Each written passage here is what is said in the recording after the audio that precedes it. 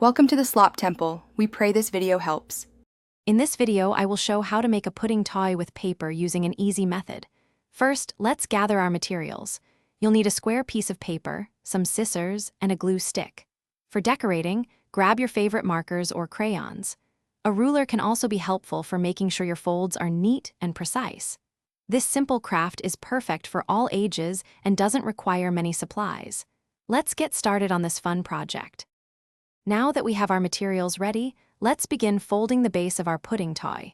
Take your square piece of paper and fold it in half diagonally from one corner to the opposite corner.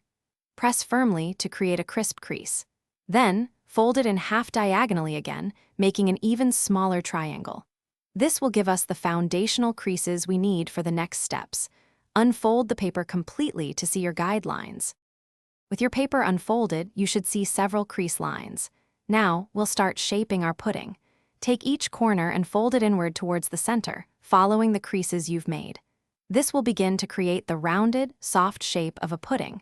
Once you have the desired shape, use a small amount of glue to secure the folded edges in place. This keeps your pudding toy sturdy and ready for decoration. Get creative with your colors. To give your pudding toy that extra special touch, you can add some final details. Use small scraps of paper to create a little cherry for the top, or perhaps some whipped cream swirls. These small additions truly bring your paper pudding to life. Your handmade paper pudding toy is now complete and ready for imaginative play. It's amazing what you can create with just a few simple materials. Don't forget to check the description below for a link to the Owala water bottle and other great deals. Thanks for crafting with me. Thanks for watching.